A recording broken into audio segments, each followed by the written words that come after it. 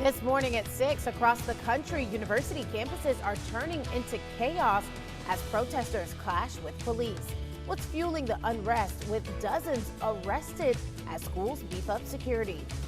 And one Georgia senator left the halls of Congress for the streets of Macon. How hundreds of thousands of federal dollars will be used to make sure middle Georgians get top emergency care when seconds matter most. Well, if you're about to head out the door, wow, grab the jacket. It's a little chilly out there this morning. I'll let you know how long these cooler temperatures are going to be hanging around. Stay with us. Live from downtown Macon, this is WGXA News This Morning. Good morning. At 6 o'clock, you're watching WGXA Morning News on ABC 16. I'm Brittany Miller with Gary Thigpen. Gary, I'll tell you, the weather this week is really taking me by surprise. I feel so tricked after the great weather we had last week. Yeah, I tell you, we all got teased by Mother Nature the last few days when it was in the 80s, approaching 90 degrees, 60s during the morning. Wow, you walk out yesterday and then again this morning. What a big surprise. Yeah, it's like a prolonged April Fool's joke. Yeah, I heard that.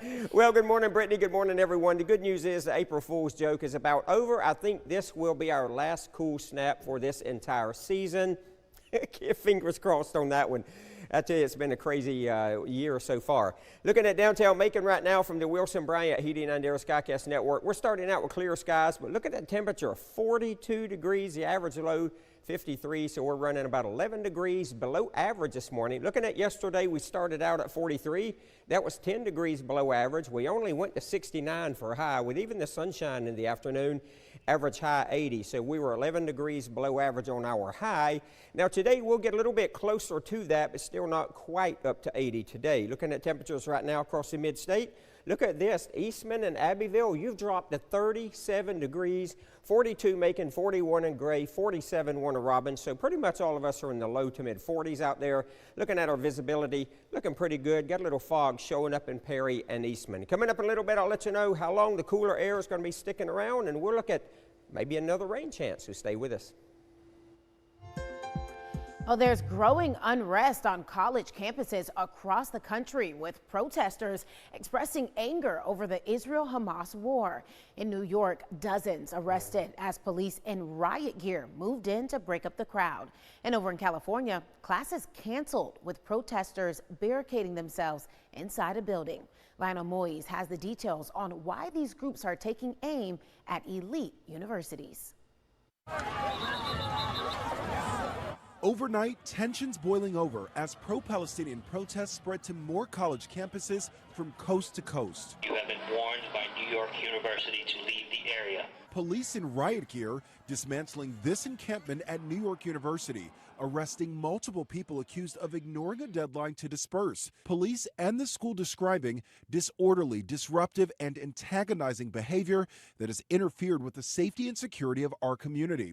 At nearby Columbia University, where protests are entering a sixth day, a pro-Israeli assistant professor said he was not allowed to enter campus where protesters have gathered, but was allowed access to his business school down the street. The professor later posting, "Earlier today, Columbia University refused to let me onto campus. Why? Because they cannot protect my safety as a Jewish professor. This is 1938. After more than 100 arrests last week, a new encampment is growing at Columbia, escalating concerns about security. Student groups, like those at other colleges and universities, are demanding Columbia divest from companies that do business with Israel. But critics highlight anti-Semitic hate speech among the demonstrators. There were people outside of campus one time with signs that said "Death to all Jews." That is awful, and nobody should be having to experience that. A big-name donor, New England Patriots owner Robert Kraft, now pulling support for the university. Kraft saying, "I'm no longer confident that Columbia can protect its students and staff." Overnight, Columbia announcing classes for the rest of the semester will be hybrid due to the security concerns. Yesterday at Yale, dozens of arrests for protests there, and across the country in California, the campus of Cal Poly Humboldt is closed as pro-Palestinian protesters overnight barricaded themselves inside a building. Well, sticking with national headlines, the prosecution and defense gave their opening statements in former President Donald Trump's hush money trial. Prosecutors said this case is about criminal conspiracy, accusing Trump of arranging a $130,000 payment to adult film actress Stormy Daniels to keep her from revealing their alleged affair right before the 2016 presidential election.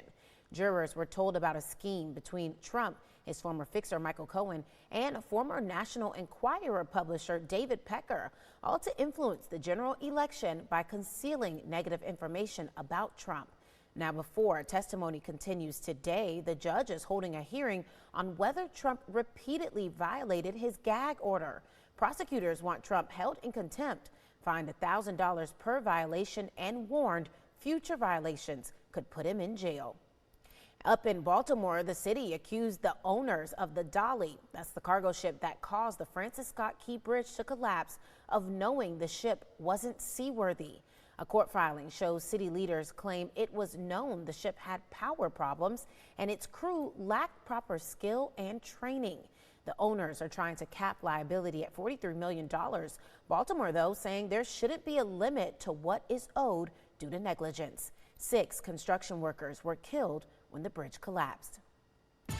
Back here at home, a man and teen girl are now in custody, arrested for 2 separate deadly shootings in Macon. Bibb County deputies say Pierre Harvey and Zalea Green were arrested Monday morning at a home on Treadway Drive. They're each facing 2 murder charges. Deputies say the duo was involved in the shooting death of Antonio McNeil at the Haven Inn Suites on Holiday Drive North and the shooting that killed Brian Obama on Ruark Circle. The murders were barely an hour apart the morning of April 10th. Deputies also arrested Lakeisha Wilson last week, charging her in McNeil's murder. And a woman now behind bars in Macon after allegedly trying to set another woman and her home on fire. Bibb County deputies say Kimberly Brooks is charged with aggravated assault and first-degree arson. Brooks and a 25-year-old woman got into a fight at a home on Log Cabin Drive. They found the young woman covered in gasoline and saw a fire burning inside the home. She was treated on the scene by paramedics. Brooks was denied bond as deputies continue to investigate. Emergency services in Middle Georgia are getting help from federal funds to care for you when seconds matter most. Senator John Ossoff met up with community leaders from Macon-Bibb, Twiggs, Jones, and Trutland counties at Atrium Health Navicent yesterday. He brought news that the hospital system is getting $600,000 for new state-of-the-art ambulances to help those in crisis. This is about whether or not should someone suffer a heart attack or be hit by a car or a gunshot wound, is the state-of-the-art emergency response coming. 4 new cutting-edge ambulances, the latest and most capable ambulances, are here and more are coming to serve Macon-Bibb County and Middle Georgia residents. In addition to providing vital services, Ossoff says the upgrades also mean paramedics and EMTs will have the best equipment to provide the best care, look after themselves, and reduce their risk of injury on the job. Today, we'll get a progress report from Macon-Bibb Mayor Lester Miller on how the county's doing. The mayor will deliver the annual State of the Community Address. It's a check-in from leaders on what the county has achieved in the last year and what direction future plans will take the community. Miller's address will start at 11 this morning over at the Macon City Auditorium. And plans to turn an old charter school in Macon into affordable housing for families got the green light. The Planning and Zoning Board approved the former Macon Charter Academy to be turned into affordable housing in the Pleasant Hill neighborhood. The buildings have sat empty since the school closed in 2016. Plans call for most of the campus to be demolished to make way for 3 three-story buildings. There will be space for some businesses in these buildings, but most of it will be 1, 2, or 3-bedroom apartments. Macon-Bibb bought the land in January and will sell it once the demolition is complete. Well, by today's end, TikTok could be on the clock to make big changes or face a ban in the U.S. The Senate will take up the $95 billion foreign aid package that passed the House over the weekend. Included in it is a bill that's trying to force TikTok's Chinese parent company ByteDance to sell over concerns it's a threat to national security. They'd have 270 days to find a buyer or be taken out of U.S. app stores. A TikTok executive vowing legal action if the bill passes. Also in the package of bills, billions of dollars for Ukraine, Israel, and Taiwan. Well, the time is now 6:10. As we head to break, we're taking a live look around the Mid-State. You're looking at Mercer University's 5-star stadium. I know there's a lot of people probably missing college football right about now. Well, look at all the clear skies all across the state of Georgia. So that means full sunshine today. What does that mean for our temperature? I've got that answer coming up. Stay with us. Plus, these crazily designed buildings are popping up all over the desert in the U.S.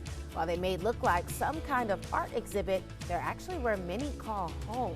After the break, an inside look at these self-sustaining Earth ships and the mission to live a more eco-friendly life.